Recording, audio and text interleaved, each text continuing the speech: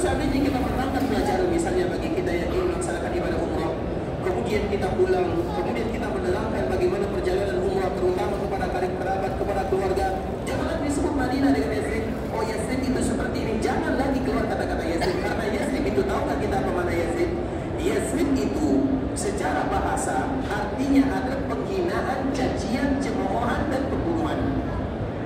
Itu makna daripada kalimat Yasrib. Jadi Yasrib itu tidak bagus artinya. Dia berputar antara pelecehan, penghinaan, cacian, pembunuhan. Karena memang itu yang ada di kota Yasrib dulunya. Kenapa demikian di kota Yasrib?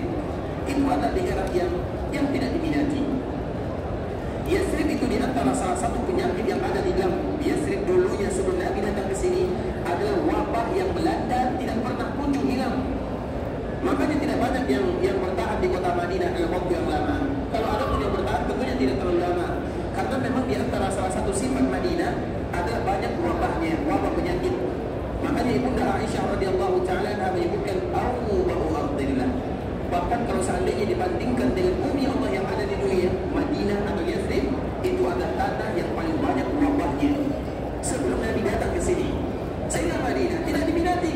Tidak ada orang yang datang ke kota Madinah. Tapi ketika Nabi diperintahkan oleh Allah hijrah ke kota Madinah, semenjak itulah Madinah menjadi tempat yang disiarahi, tempat yang dikunjungi, bahkan tempat yang wajib dicintai oleh seluruh kaum muslimin. Tapi sebelum Nabi ada di sini, semuanya keburukan, makanya disebut dengan Yasrib. Dan kita tidak boleh lagi menamakan Madinah dengan Yasrib.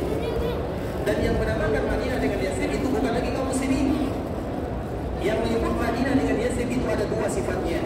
Yang pertama adalah orang-orang musyrikun, yang kedua adalah orang-orang munafikun. Mereka lah yang senantiasa menamakan Madinah dengan Yasrib. Tentunya setelah Nabi datang ke sini, kita sekarang alhamdulillah tidak lagi menamakan Madinah dengan Yasrib. Iya, kecuali kalau kita bercerita tentang sejarah. Karena Yasrib tadi kita telah tersebutkan bahwa artinya tidak bagus, artinya celaan. Kita contohkan di dalam ayat Al-Quran agar kita tahu, nanti bisa kita melihatnya. Allah Subhanahu wa taala menyebutkan di dalam surat Yusuf. Surat Yusuf satu-satunya kisah di dalam Al-Quran yang ceritanya sempurna dari awal sampai akhir. Disebut dengan surat Yusuf. Artinya Allah bercerita tentang Nabi Yusuf mulai dari dia kecil sampai dia wafat, maka diceritakan dalam satu surat dalam keadaan yang sempurna. Karena biasanya cerita para nabi dalam Al-Quran itu terbagi-bagi, artinya tidak sempurna. Kadang diambil sebagian di surat ini, kadang sebagian di surat yang lain, kecuali surat Yusuf.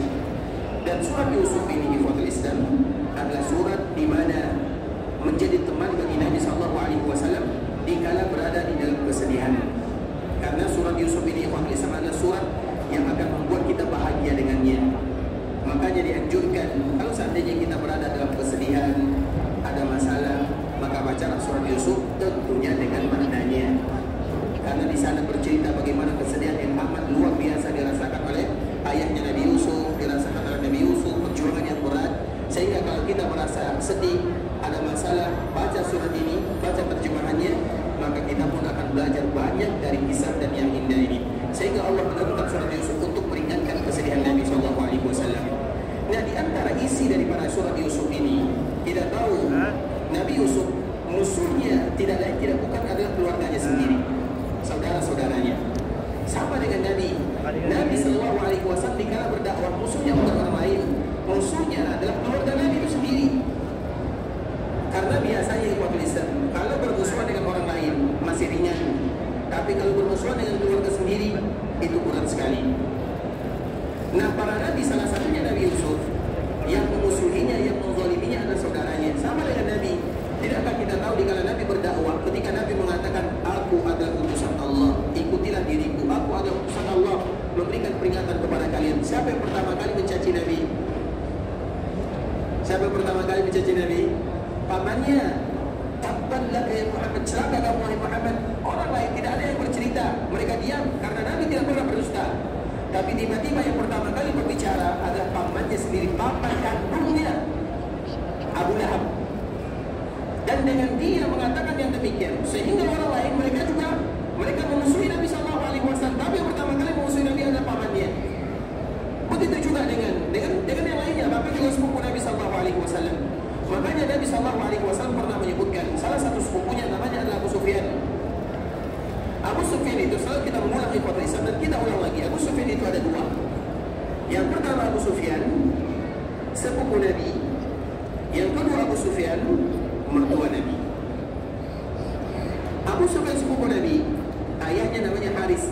Haris itu adalah anak Abdul Muttalib yang pertama. Berarti dia abangnya daripada Abdullah. Jadi kakak beradik dengan ayah Nabi.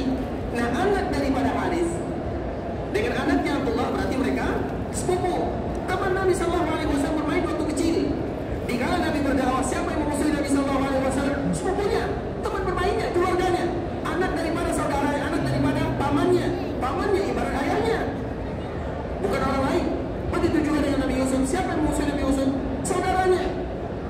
Oleh karenanya ikhwatul Islam, karena biasanya kecemburuan antara saudara keluarga lebih tinggi dibandingkan dengan yang lain, maka di antara salah satu perintah Allah kepada kaum muslimin, jaga keluarga terutama yang namanya rahim.